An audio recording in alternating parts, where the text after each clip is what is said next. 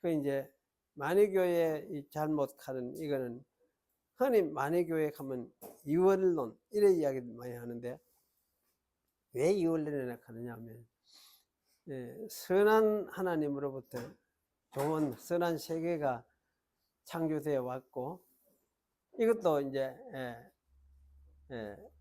악한 이 악의 기원도 따로 있다. 따로 하나님으로부터 인간이 타락이 아니고 원래 악한 것이 있는데 그 악에서 이제 귀신들 별따로 그 악의 본성을 발휘하게 되어지는 이런 것이 사실 귀신들이다. 이런 식으로 그 설명을 하는 근본이 사실은 다른 두 가지가 있다. 근본이 다른 두 가지 출발이. 그러니 뭐 하나님의 출발 근본 좋은 면에서 출발점이기도 하지만은 또 다른 악의 출발도 다른 근본 기원을 가지고 있다. 그래 이렇게 이제 생각을 했던 것이죠. 그래 사실 이렇게 생각을 하면은 하나님이 출발하게 하지 아니하는 다른 어떤 하나님 밖에 악이라는 존재가 근본적으로 있었고 또 그런 세계가 존재하고 하는 이런 걸 이제 인정을 하는 게 돼버리니까 그러면 이게 이제 그래서 이제 이원론 이런 이야기예요. 이원론 근본 뿌리가 처음부터 두 가지로서 나누어져 있어서 그래서 이원론 이렇게 이야기를 하게 됩니다. 그래서 사실 이거는 이런 거는 아니죠. 이런 건 아니고 하나님이 사실은 이제 원래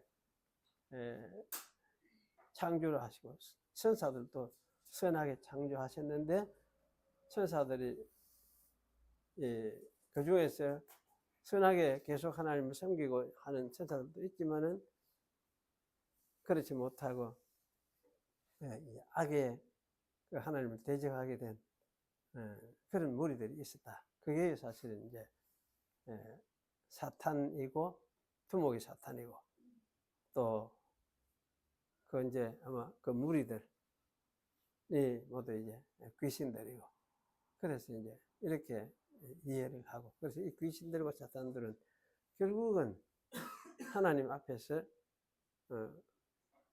하나님 통기를 받을 수밖에 없는 그런 이제 제한된 어떤 존재들일 수밖에 없죠. 이래서 이제 나중에는 심판을 받을 수밖에 없다라는 걸 이제 하나님의 심판을 받게 될 걸 말씀하는 게 이게 뭐 이 가르침의 핵심이다.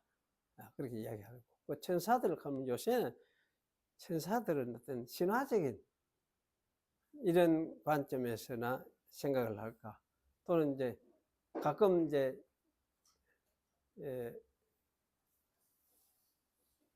세상의 영화 같은 데 보면은 이런 이제 신화적인 비슷한 이런 그 개념을 가지고 만드는 영화들이 있어요. 그런 데서 나오고 있는데 천사가 있나? 자꾸 이런 생각을 하는 사람. 왜 천사가 없겠습니까? 이 세상 물질 세계가 있는데 영적인 세계가 하나님이 왜 안 두셨겠느냐 그 말이에요. 그러니까 참 현대인들이 점점 어떤 유물주의적인 사고방식으로 자꾸 쫓아가는 것 같아요. 유물주의적인 유물론의 사고방식. 그 하나님을 인정하지 아니하면은 하여튼 유물주의로 빠질 수밖에 없어요. 논리상 그렇게 되어 있어요. 참 그건 우리가 주의해야 될 부분 같아요. 천사 어디 있노? 니 천사 없는 줄 니 왜 안 와? 니 그거 증거할 수 있나? 증명할 수 있나? 증명할 수가 없거든. 오늘 시편 78편 보겠습니다. 내 백성이여 내 교훈을 들으며 내 입의 말에 귀를 기울일지어다. 내가 입을 열고 비유를 베풀어서 옛 비밀한 말을 발표하려니 이는 우리가 들은 바요 아는 바요 우리 열조가 우리에게 전한 바라. 우리가 이를 그 자손에게 숨기지 아니하고 여호와의 영예와 그 능력과 기이한 사적을 후대에 전하리로다. 여호와께서 증거를 야곱에게 세우시며 법도를 이스라엘에게 정하시고 우리 열조에게 명하사 저희 자손에게 알게 하라 하셨으니 이는 저희로 후대 곧 후생 자손에게 이를 알게 하고 그들은 일어나 그 자손에게 일러서 저희로 그 소망을 하나님께 두며 하나님의 행사를 잊지 아니하고 오직 그 계명을 지켜서 그 열조 곧 완고하고 폐역하여 그 마음이 정직하지 못하며 그 심령은 하나님께 충성치 아니한 세대와 같지 않게 하려 하심이로다. 에브라임 자손은 병기를 갖추며 활을 가졌으나 전쟁의 날에 물러갔도다.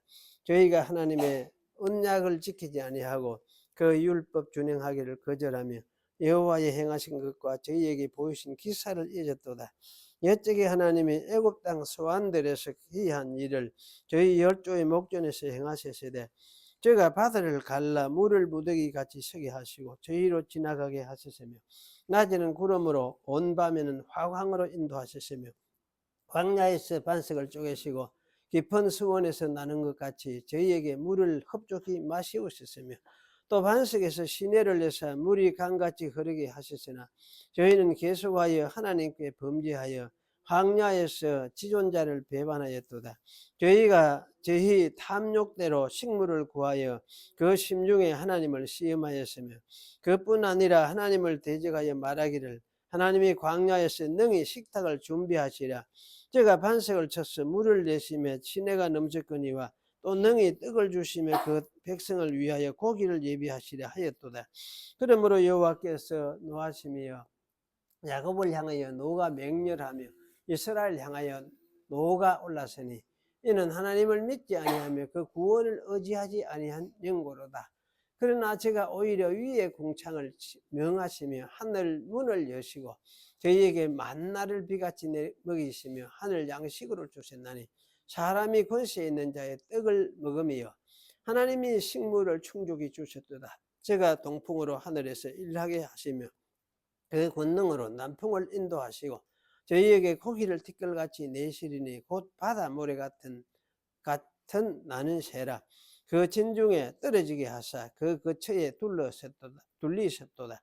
저희가 먹고 배불렀나니 하나님이 저희 소욕대로 주셨도다.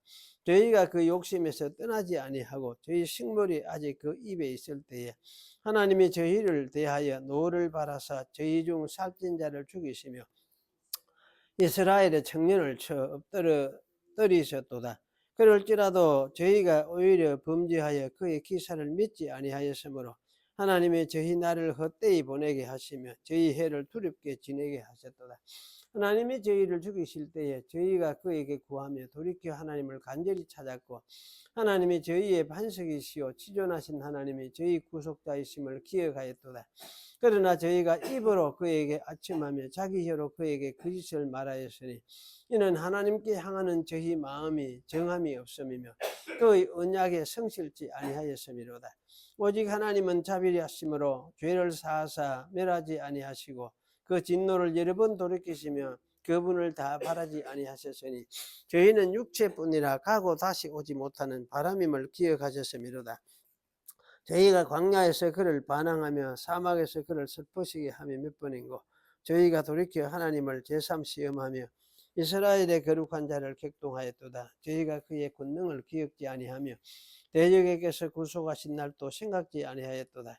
그때에 하나님이 애굽에서 그 징조를 수완들에서 그 기사를 나타내사 저희의 강과 시내를 피로 변하여 저희로 마실 수 없게 하시며 파리떼를 저희 중에 보내어 물게 하시고 개구리를 보내어 해하게 하셨으며 저희의 토사물을 황충에게 주시며 저희의 수고한 것을 메뚜기에게 주셨으며 저희 포도나무를 우박으로 저희 뽕나무를 서리로 죽이셨으며 저희 가축을 우박에 저희 양떼를 번갯불에 붙이셨으며 그 맹렬한 노와 분과 분노와 고난 곧 벌하는 사자들을 저희에게 내려 보내셨으며 그 노를 위하여 치도하사 길을 닦으사 이 말이죠. 치도하사 저희 혼의 사망을 명케 아니하시고 저희 생명을 연병에 붙이셨으며 애굽에서 모든 장자 곧 함의 장막에 있는 그 기력의 시작을 치셨으나 자기 백성을 양같이 인도하여 내시고 광야에서 양떼같이 지도하셨도다.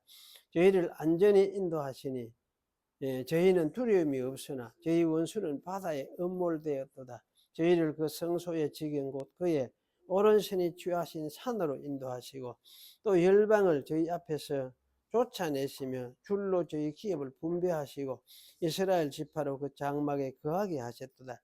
그럴지라도 저희가 지존하신 하나님을 시험하며 반항하여 그 증거를 지키지 아니하며 저희 열조같이 배반하고 괴사를 행하여 속이는 활같이 빗가서 자기 산당으로 그 노를 격동하며 저희 조각한 우상으로 그를 진노케 하였으며 하나님이 들으시고 분내어 이스라엘을 크게 미워하사 실로의 성막 곧 인간에 세우신 장막을 떠나시고 그 능력된 자를 포로에 붙이시며 자기 영광을 대적의 손에 붙이시고 그 백성을 또 칼에 붙이사 그의 기업에게 분내셨으니 저희 청년은 불에 살라지고 저희 처녀에게는 혼인 노래가 없으며 저희 제사장들은 칼에 엎드러지고 저희 과부들은 애국하지 못하였도다.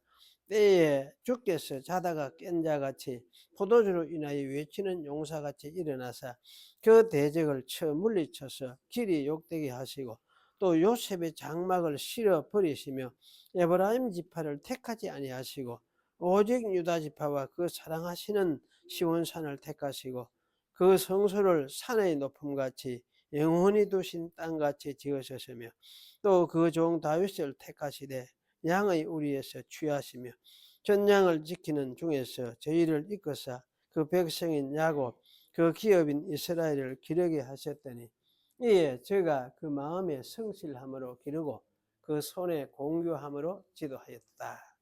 예, 굉장히 기네요. 예, 잠시 기도하겠습니다.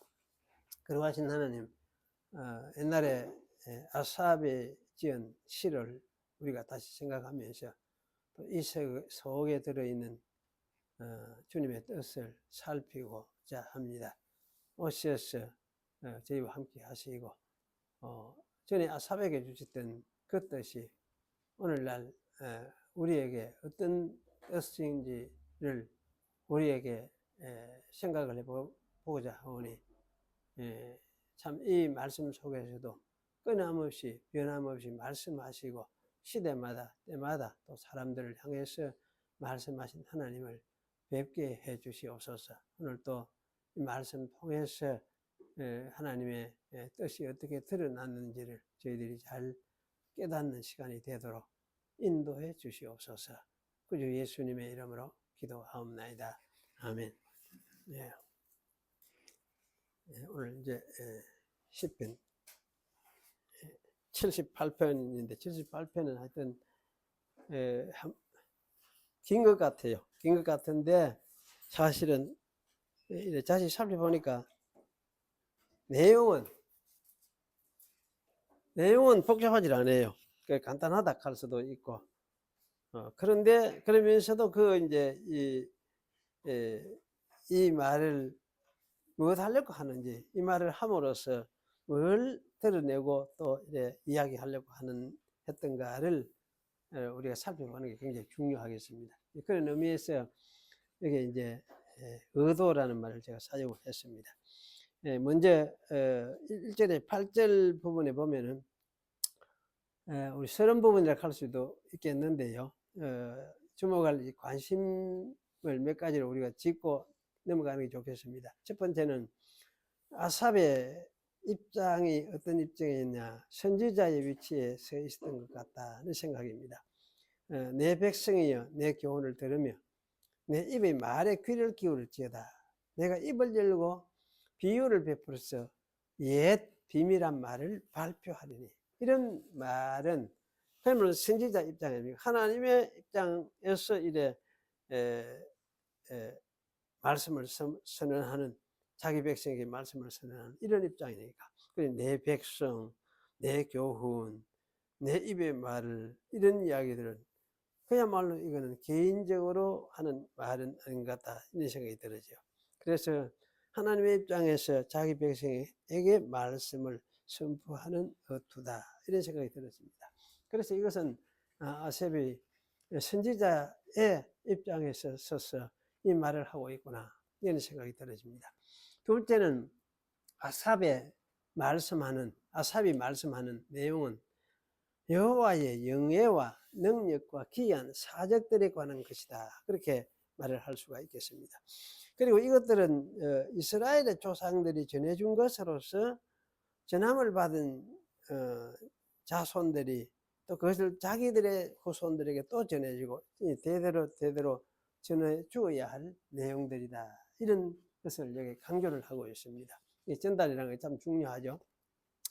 세 번째는 이렇게 후손들에게 전해주도록 하는 목적은 이제 완고하고 패역하여 마음이 정직하지 못하고 심령이 하나님께 충성되지 못한 세대와 그 후대 자손들이 하나님의 행사를 기억하고 하나님의 계명을 지키도록 하기 위함이다. 하나님께 결국은 후대 자손들이 하나님을 섬기도록 하기 위해서다. 이렇게 말씀하고 있죠.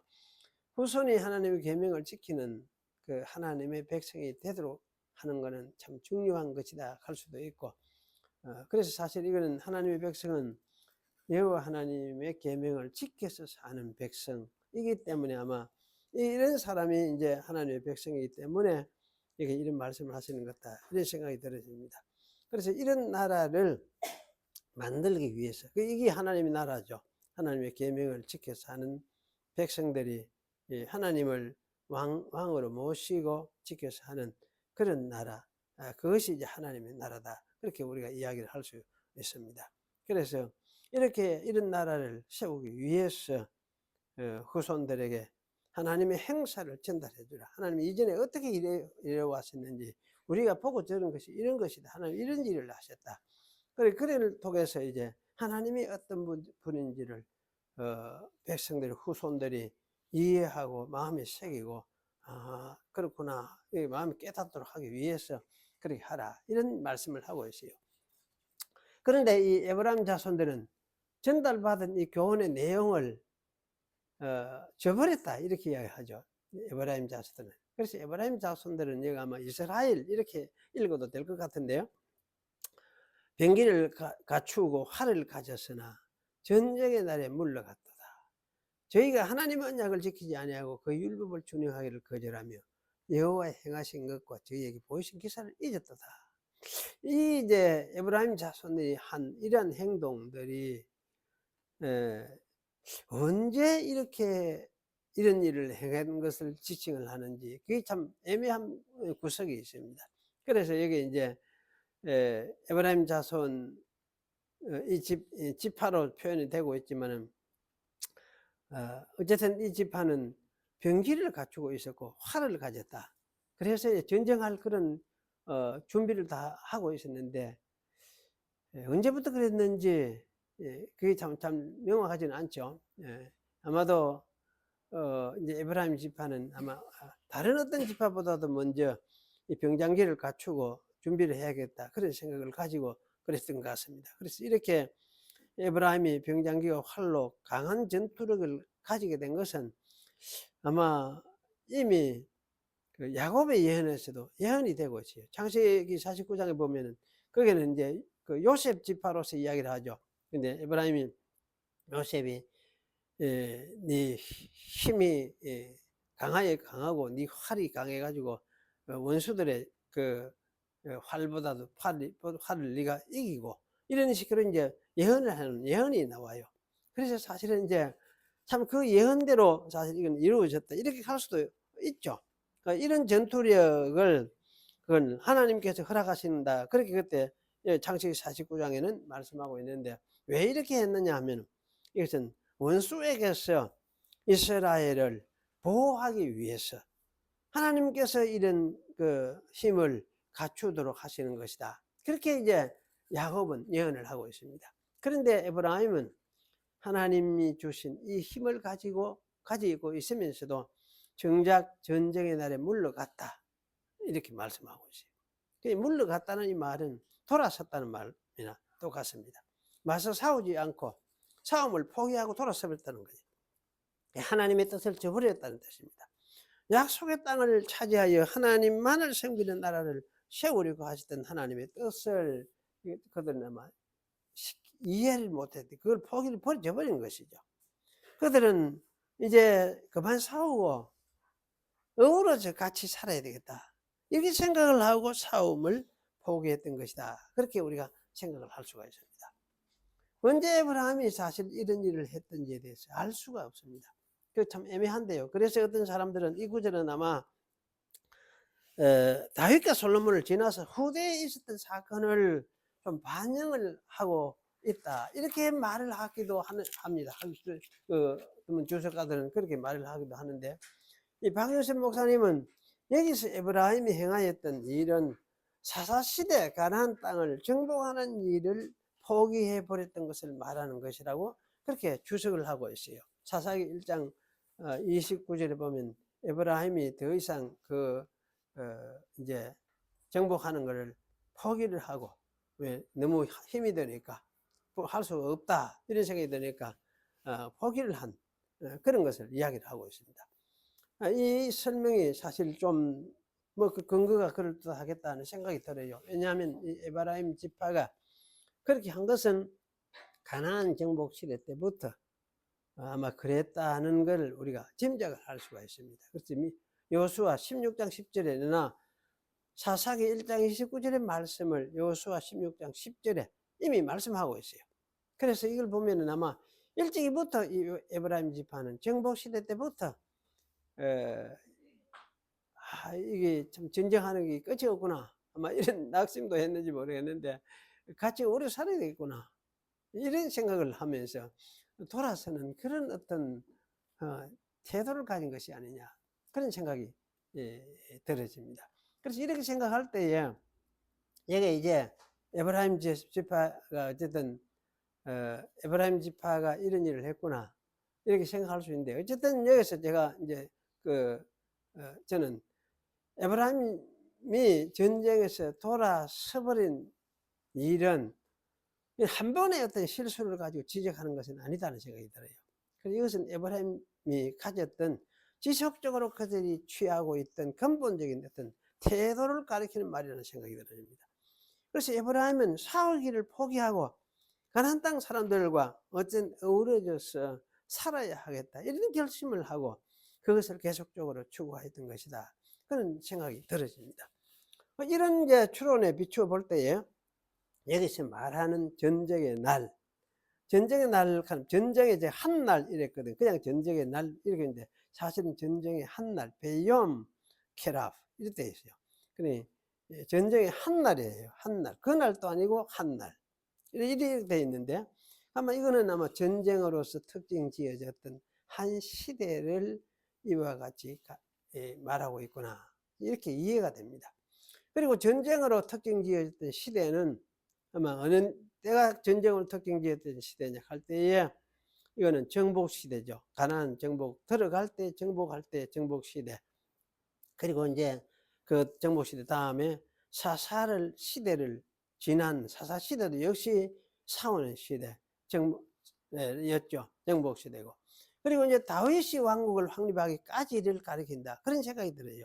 왜냐하면 하나님께서 다윗을 어떻게 이야기했느냐, 전쟁의 사람 이렇게 규정을 해놨어요. 전쟁의 사람 대신에 솔로몬은 평화의 사람이다, 그렇게 이야기를 또 규정을 하세요. 그래서 사실 그런 것을 볼 때에 아마 다윗 시대에까지는 전쟁의 시대다. 언제부터 그러면 있냐, 가나안 정복 그때부터 시작해서 사사세대를 지나고 다윗 시대까지 이 전체 한 시대를 두고 여기에 전쟁의 날이다, 이렇게 표현을 하는 것으로 그렇게 생각이 되어집니다. 그래서 여기 이제 이런 시대에 물러갔더라. 에브라임은 이스라엘 자체 차지겠지, 다 이 전쟁하는 걸 좋아하지 않아요. 그 피곤해 한 거지. 그러고 하나님 약속을 조상들이 뭐 했는지 안 했는지 잘 모르겠다, 뭐 이런 식으로 점점 희미해져 갔던 것 같아요. 그렇게 포기를 하고 이제 돌아서는 그런 상황에 있었던 것 같다, 그런 생각이 들어요. 이스라엘은 이제 원래 어떤 사람들이냐면 원래 뭡니까, 하나님의 군대였어요. 애굽에서 이끌어낼 때 원래 이스라엘은 하나님의 군대로 이끌어냈어요. 군대라는 말이 처음에 출애굽기에 처음 나와요. 하나님의 군대라는 말이 이스라엘을 하나님의 군대로 부르는 것이 처음 나와요. 그러니까 그들은 이제 이렇게 군대로 나와가지고 이끌어 나와가지고 그들은 시내산에서 하나님의 군대로서 언약을 맺었습니다.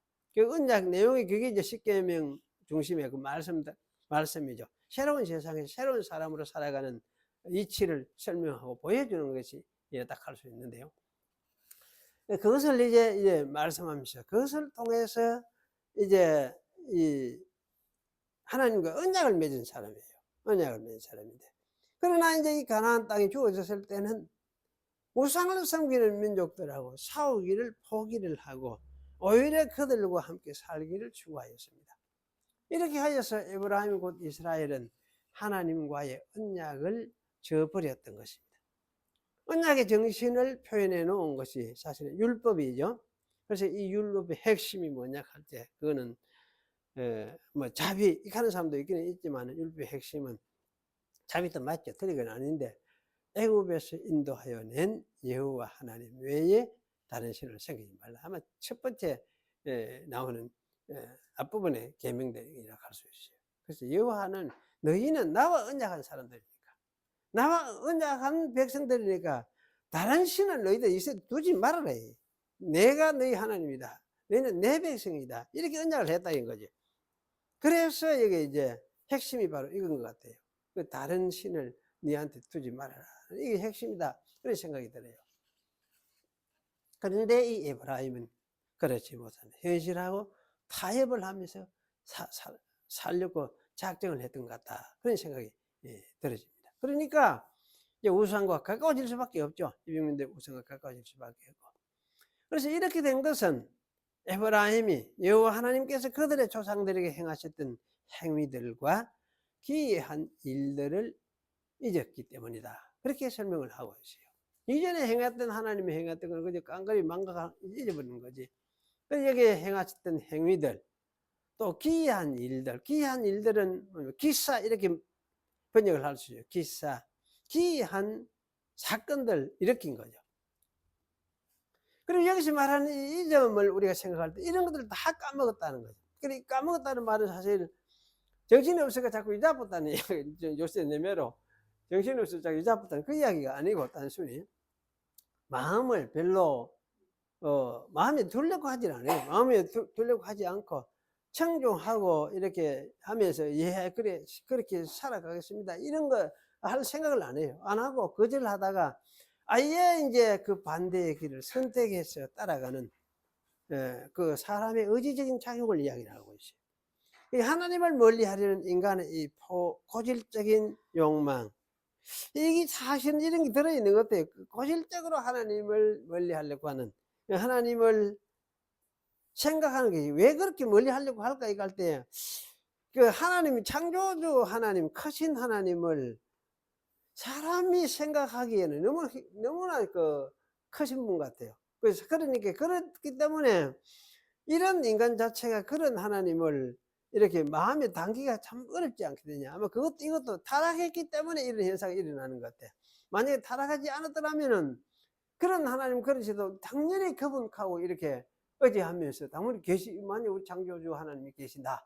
우리 아버지가 그분은 우리의 근원이다. 이렇게 하고 살 것인데 그런 생각을 하질 안 하고 자꾸 이제 자기 중심의 그 머리 이해 속에 이걸 가지고 이제 하나님을 생각하려고 하다 보니까 하기는 힘들어지고 그래서 하나님을 마음에 두려니까 이게 두지도 않고 자꾸 희미해지고 이러면서 대신에 이제 눈에 보이는 거는 쉽고 가까워지고 이래서 이쪽으로 자꾸 끌려가는 이러한 고질적인 어떤 기질이 있고 이걸 또 좋아하는 인간의 욕망이 죄성이죠. 근본적으로 이런 것이 사람 속에 들어있고 그래서 이렇게 하다 보면은 자연히 이제 하나님은 멀어지고 이전에 하나님이 했었던 거 그거 자꾸 잊어먹게 되는 거죠. 망각하게 되는 그야말로 잊어버리는 거죠. 그래서 이거는 사실 여기서 있는 거는 머리가 나빠서 보다기보다는 의도적으로 인간이 결심하고 작정하기 때문에 그리고 그 작정한 악한 것을 쫓아서 추구하다가 보니까 진짜 이 하나님을 생각하는 이 마음은 이거는 희미해지고 지워져 버리는 그래서 죄성에 몰두하는 그 삶에 몰두해가는 이런 모습을 여기 아마 망각이다 잊어버린다 이렇게 이야기를 하는 것이라 그런 생각이 들어집니다.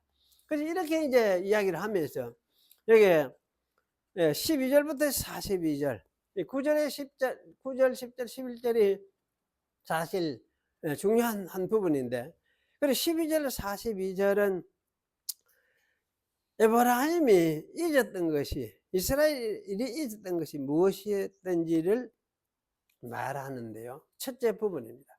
그리고 한마디로 여기는 에브라임은 조상들의 시대에 하나님이 행하셨던 구속의 역사를 잊었다고 말하고 있습니다. 아삽은 먼저 애굽 땅 소안에서 행하신 하나님의 일들을 상기시킵니다.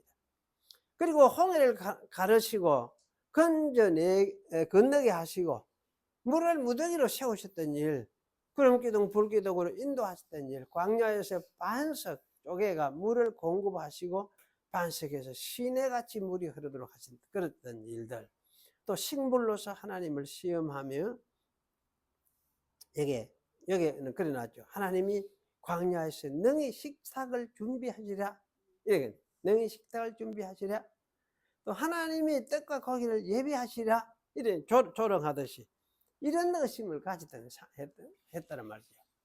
그래서 하나님을 불신하고 자기들의 욕망을 따라서 취한 행동들을 아삽은 상기시킨 것이에요. 이런 불신앙 때문에 이스라엘은 결국 광야에서 배회하게 되었었다. 아삽은 그렇게 말을 하고 있습니다.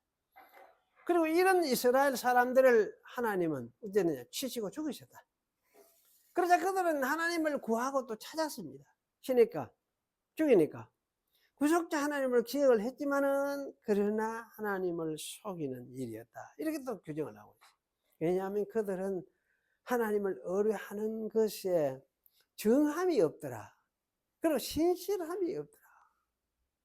그럼 좀 믿는다 하면 좀 찐득하게 믿고 뭔가 따라가고, 예, 몰라도 알겠습니다. 하나님 다 맡깁니다. 이렇게 좀 돼야 되는데, 그게 안 되더라. 그게 계속해서 저항하고, 계속해서 불신하고, 계속해서 또라이 엉뚱한 짓 하고, 계속 그렇다는 거지. 그래서 여기 이제 여기 이런 이야기를 하고 있어요. 이걸 신실함이 없다, 정함이 없다. 정함이, 우리가 믿으면은 이런 측면이 있어야 되지 않겠습니까? 그죠? 믿는다는 것도 이것도 있어야 돼요. 우리 의지, 새 의지 속에는 이게 있어야 되거든. 나는 그냥 어쨌든 하나님이 이제 그분이 하신 일을 보니까 이 정함이 있다, 또는 의뢰하고 신실하다는 이 측면에서 이런 의지가 우리 속에 발동이 안 된다. 이게 발전돼야 되는 것이 정상이에요. 이런 것도 있어야 되는 게 정상이고. 그래서 사실은 이스라엘은 이런 것이 정함 없이 그저 그때마다 면피형으로 하나님 노하시니까 그 하나님의 노하심을 피하기 위해서 잠시 또 이해했다가 믿는 체 했다가 다시 또 그렇지 못하고 반역하고 하나님을 슬퍼지게 하면서 하나님의 노를 격동을 했더라. 이게 몇 번이냐? 몇 번 반복해서 계속 그랬지. 계속 그랬어요. 이렇게 했던 것을 사실 종합해서 이 42절은 그들이 구속의 날에 하나님의 권능을 기억하지 않았다, 이렇게 말씀하고 있습니다. 42절에서 하나님의 권능이라고 번역한 이 말은 하나님의 손이란 말이에요. 손하고 권능이 같은 말이에요. 같은 뜻이에요. 같은 단어가 손으로 쓰이기도 하고 권능으로 쓰이기도 해요. 곧 하나님이 권능으로 자기 자신을 직접적으로 나타내신 사건을 뜻할 때에 손이란 말을 사용해서 권능이란 말을 쓰고 있어요.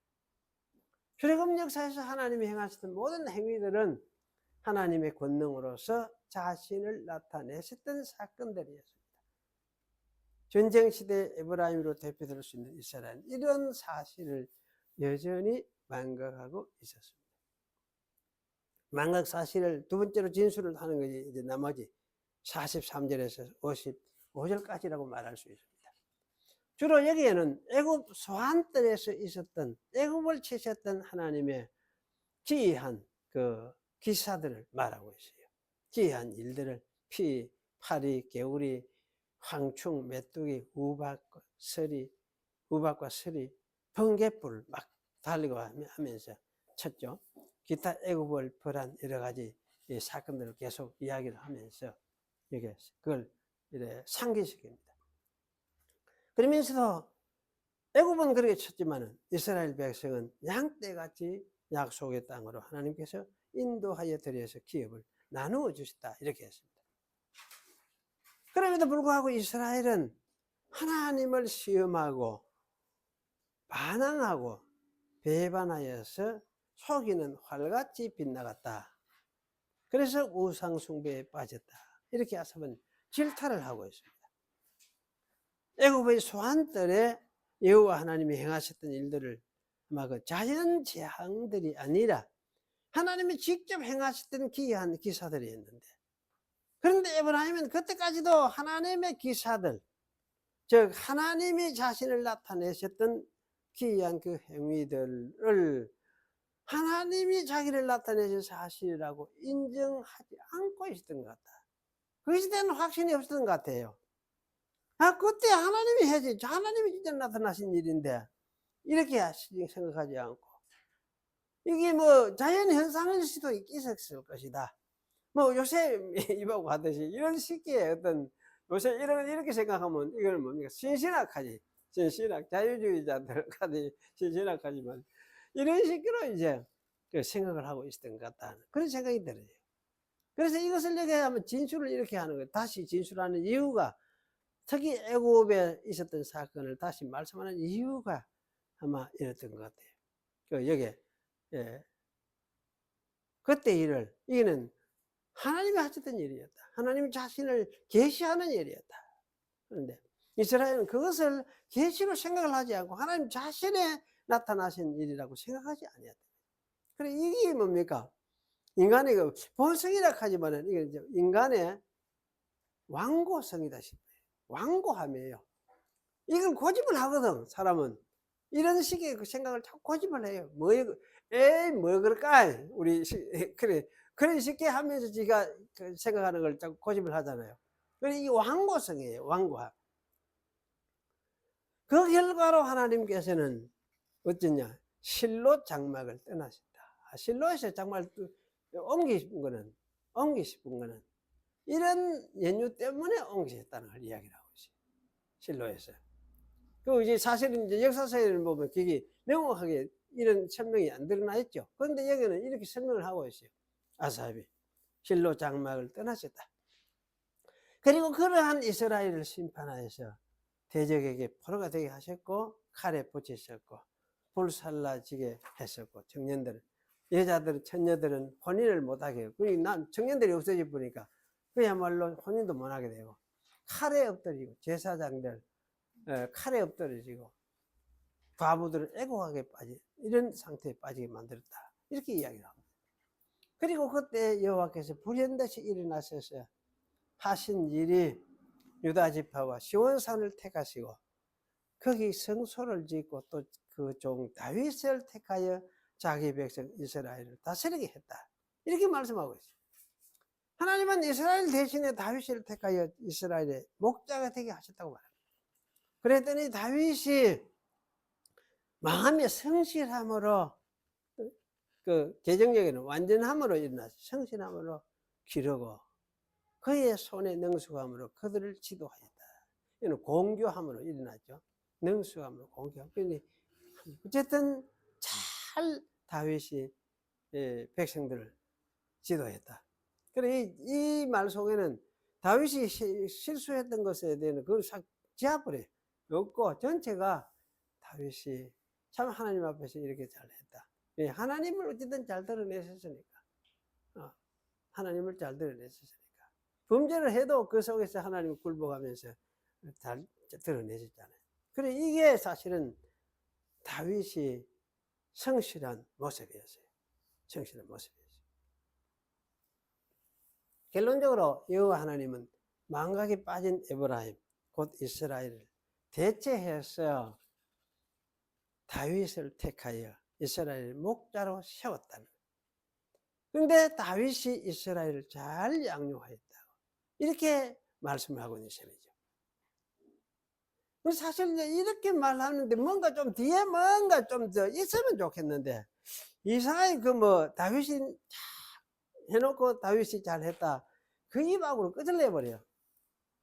손의 공교함으로 지도하였다. 뭐가 좀 더 있으면 좋겠는데. 그래 나지. 이것에 대해서 좀 우리가 생각해 봐야 되죠. 왜 이렇게 했을까요? 제가 보기에는 이 다윗을 이스라엘의 목자 왕으로 세운 이것이 곧 2절에 말했던 잠언, 마샬, 히브리 말로 마샬. 그 다음에 비밀, 예, 비밀, 이렇게 이야기하고 있어요. 그 다윗을 목자로 세워가 다윗이 하나님 앞에서 백성을 잘 이끌어줬던 것, 하나님을 잘 드러내셨던 것, 그것이 뭐냐? 비밀이었다. 또는 잠언이었다. 이렇게 말하고 있는 것으로 생각이 됩니다. 그렇다면 여기 아삽이 하나님이 다윗을 세운 것을 금은 또는 비밀이라고 말하는 이유가 무엇일까요? 하나님이 다윗을 택하여서 결국 자기의 원하는 바를 이루심에 아마 성공하셨구나. 인간 나도 백성들한테 맡겨놨더니 아무것도 안 되고 그렇게 다윗을 세워야 했는데 다윗이 잘했다. 내 성공했네. 뭐 이런 의미로 말하는 것일까? 그런 생각도 우리가 뭐 부정할 필요는 없겠지만은 그 이상의 어떤 것을 말씀하고 있는 것이 같아요. 그래서 이것을 그 때문에 비유라는 말을 사용하고 있고 또는 비밀이라는 말을 사용하고 있는 것이라 생각이 됩니다. 그래서 이걸 좀 우리가 생각을 해보시면 봅시다. 이거 비유라는 말, 예수님이 비유로 설명을 했잖아요. 비유라는 것은 지금 계시예요. 계시, 순간적인 것을 드러내는 것을 이야기해요. 그러니 문학에서 말하는 비유하고 좀 달라요. 문학에서 말하는 비유하고. 물론 방식은 문학에서 말하는 비유법 비슷하게 마치 이게 알아듣고 못 알아듣도록 이상하게 이렇게 좀 명확하게 안 하고 좀 둘러가지고 이렇게 말을 하니까 제자들도 사실 헷갈렸죠. 그랬는데 이런 이제 문학적인 기법은 있지만 사실 그 내용 자체가 무엇이냐 할 때는 이거는 계시다. 하나님이 숨겨진 걸 드러내는 걸 이걸 비유로 한다. 그래서 이제 70인역에는 이건 파라보라이스 복수형으로 이렇게 번역을 해놨죠. 비유로. 그리고 이제 계시라는 뜻으로 이해를 하고. 그래서 이제 이 마샬이라는 이 말이 동사로 사용이 돼 가지고 사실 예언한다는 뜻으로 많이 사용이 되고 있습니다. 민수기에서는 특별히 예언한다는 뜻으로 사용되고 있습니다. 그리고 계시를 이야기해요. 계시를 이야기합니다. 그리고 여기 이제 비밀이라는 이 말도 마찬가지입니다. 비밀이라는 말도 이거는 히도 비밀들이에요. 복수행위로 되어 있어요. 복수행위로 되어 있는데 복수형을 쓸 때는 복수이기 때문에 복수형을 쓸 수도 있지만은 강조해서 의미를 할 때도 이렇게 복수형을 쓸 수가 있어요. 그 비밀을 가기든지 비밀들이라고 하든지 뭐 상관이 없는데, 그래서 사실 이 말은 거의 70인역에서는 파라보레이 프로브레이마타 이게 복수형으로 되어 있어요. 프로브레이마타. 그리고 수수께끼 또는 오묘, 우리 성경이 오묘로 번역되기도 많이 했어요. 오묘한 것이다. 그 어려운 문제, 이제 어려운 문제 하는 이게 수수께끼 아닙니까? 우리 옛날 수수께끼 하되 내 수수께끼 한 자리 할게. 네 말을 맞춰봐라. 이렇게 할 때 그거는 수수께끼. 이럴 때 그 단순히 좀 어려운 문제 뭐 이런 정도인데 여기는 그런 이상으로 오묘한 것이다. 어떻게 왜 오묘하냐? 사람이 만드는 오묘가 아니에요. 하나님이 만드는, 하나님에 의해서 숨겨져서 어떤 것이 드러내는 그런 것이기 때문에 오묘하다는 그런 의미로서 사용이 되고 있습니다. 그래서 이 말을 라틴어 성경은 하나님의 작정을 뜻하는 말, 그니 프로포시지오니스 이렇게 돼. 복수형으로 이게 이제 복수 대격으로 봐야 되겠죠. 그지 목적격으로 프로포시지오니스, 프로포시지오 이렇게 사용이 되어 있어요. 그래서 라틴어 성경 이 말은 사실은 뭐냐 하면은 작정이라는, 신약에 우리가 하나님의 작정 가잖아요. 작정이란 말하고 같은 뜻이에요. 그러면 작정으로 일하는 말로 서예요. 이 말이. 그러니까 에베소 1장에는 보면은 내나 이게 작정이라는 말로 거의 쓰이고 있어요. 같은 동사에서 만들어진, 하나는 조금 다른, 하나는 뭐 남성 명사가 있고, 또 포지툼 하는 건 이거는 중성 명사가 있고. 그런데 하신 둘 다 같은 동사에서 나온 명사로 이렇게 이야기하고. 그래서 사실은 이제 이건 하나님의 작정을 이야기하는구나 이렇게 생각하고 보면, 이 비밀이란 말은 결국은 하나님의 뜻을 드러내는 계시를 말하는 것이 분명하구나 이렇게 이제 생각이 되어져요. 그래서 처음부터 작정된 것, 처음부터 작정된 것을 내가 말하리라. 로쿠아르, 프로포지시오네스 아브 이니시오. 그럼 이렇게 이야기하면 처음부터 하나님이 숨겨진 것을, 처음부터 이제 숨겨진 것을 내가 말하리라 했으니까 하나님의 비밀을 말하는 것이나 같은 이야기라, 그런 말씀입니다. 그래서 창세전에 하나님의 작정을 드러내는 것이다 이렇게 이야기를 사실하고 이리 연결시킬 수가 있을 것 같아요. 그래 연결돼야 돼요. 정상인 것 같아요. 연결돼야. 그럼 다윗을 선택해 다윗이 잘한 것이 창세전에 하나님의 뜻이었느냐 이렇게 할 때에 그게 좀 말이 좀 이상하죠. 이상한데, 그러나 다윗을 선택한 것은 다윗을 통해서 창세전에 하나님의 뜻을 이루려고 하는 그 하나님의 뜻을 드러내는 그런 기능을 다윗은 잘 했던 것이. 그럼 뭐냐 할 때에 창세전에 하나님의 뜻을 드러낸 게 뭐냐 할 때에 사무엘의 7장에 말하는 대로 하나님께서 다윗을 선택해서 한 것은 다윗 왕조를 확립하게 세워가지고 다윗 왕조를 통해서 다윗의 후손을 통해서 메시아를 보내겠다. 그 약속이거든. 그 약속이거든. 메시아를 보내겠다. 그래, 네 아들을, 네 자손을, 네 아들이야. 그래, 그 솔로몬이 아니고 네 자손을 내 아들로 만들겠다. 이렇게 이야기해요. 하나님의 아들로 만들겠다. 그러면 메시아로 세우겠다. 이야기를 하고 했어요. 사무엘 7장에. 그래서 사실은 그 말씀 따라서 다윗이 여기서 이렇게 이스라엘 백성에서 왕으로 세움을 받아가지고 이스라엘 백성을 다스리면서 하나님을 잘 드러내고 하나님의 뜻, 하나님의 자비, 하나님의 용서하심도 드러내고, 그러면서 이제 왕노릇을 하게 했던 것은 결국은 뭐냐?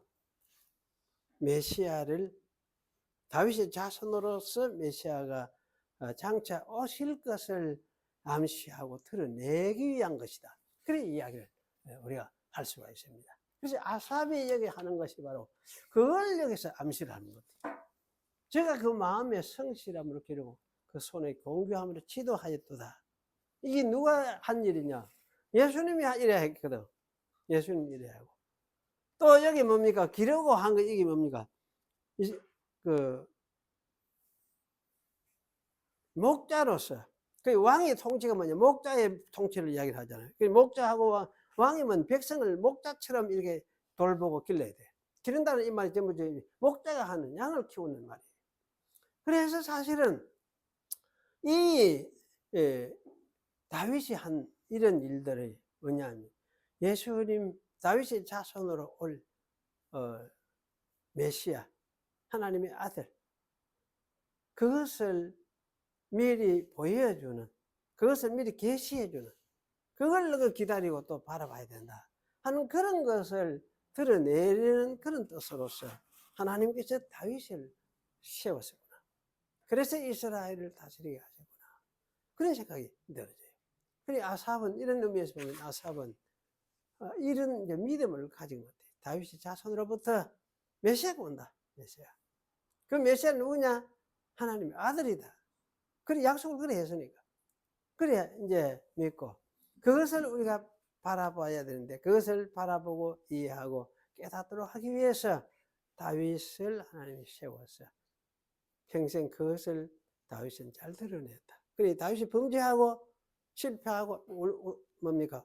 우리의 아내 빼앗아서 실패하고 했지만 그 실패 속에서 다시금 회개하고 돌이키고, 그러면서 하나님의 자비를 또한 얻게 되고 그 얻은 그 자비를 물론 과정은 여러 개 있었지 어려운 과정은 있었지만 하나님의 자비를 백성도 이스라엘 백성에게 드러내고 그렇게 하셔서 이스라엘을 하나님 사랑하시는구나 하는 것을 드러내고 그래서 그렇게 해서 이제 한 그 모든 일들이 결국은 메시아 사역 하나님의 아들 참 메시아의 사역을 미리 예표적으로 보여주는 사건이다. 그래서 그것을 여기서 이야기하고 그것을 제시하려고 하는 의도가 이것이 오늘 시편 78편의 내용이다 생각이 들어요. 그래서 아마 이제 이런 아삽이 찬양하면서 이래 뭡니까 막 뭐 심벌을 놓쳤는지 모르겠는데 그래 하면서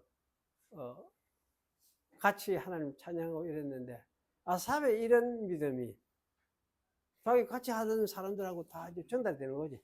전달이 되고 또 이런 믿음이 뭡니까 백성들한테도 전달이 되고 그러면서 이제 사실은 아삽은 자기의 아마 일을 사역을 하나님을 드러내는 일을 그래서 선지자 일이 그걸 잘 감당을 해갔던 것 같다 그런 생각이 들어요.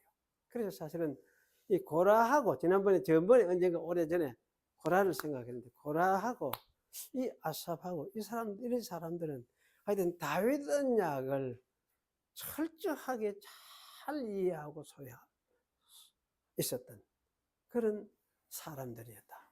그래서 그런 사람들이 다윗 곁에 있으면서 백성들을 또한 하나님의 말씀으로 이렇게 가르치고 지도하고 함께 이스라엘을 섬겨가셨구나. 그런 생각이 들어져요.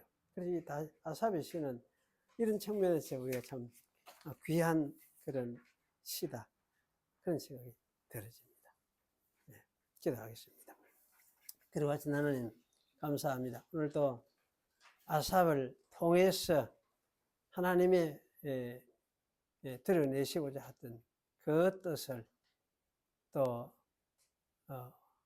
예수 그리스도를 보내셔서 하나님의 아들 그분을 세상에 드러내시고 또 그분을 통해서 우리가 양으로서 예수님의 이끌 인도함을 받고 보살핌을 받으며 양육받게 된 것을 감사합니다. 참으로 저희의 본성이 우리 자신을 살펴볼 때 참 똑같이 이스라엘 백성하고 똑같은 그런 마음들을 가지게 됩니다. 우리 자신이 그 속에 이것이 너무나 뿌리 깊게 박혀 있는 걸 고백을 합니다. 주님께서 저희들로 하여금 이러한 못된 이 습관, 이 죄성을 하나님 불쌍히 여기시고 이것을 좀 깨뜨려 주시고 또 이런 데 우리가 매이지 않게 하시고 오히려 주님이 행하신 크신 일을 보면서 하나님 아버지를 더 의뢰하고 신뢰하는 그런 자리로 나아가게 하시고 또 그런 결심을 우리가 가지도록 하나님께서 저희를 권고하여 주시옵소서. 참 성령을 보내셔서 또 이 일을 오늘날도 저희에게 하고 계시는 줄 아오니 저희들로 하여금 참 이 성령의 권면함을 잊어버리지 않도록 하나님께서 붙들어 주시고 일깨워 주시고 깨닫게 해 주시옵소서. 우리의 정신이 하나님 앞에 깨어있는 그런 정신이 되도록 주님께서 보살펴 주시옵소서. 그저 예수님의 이름으로 기도하옵나이다. 아멘.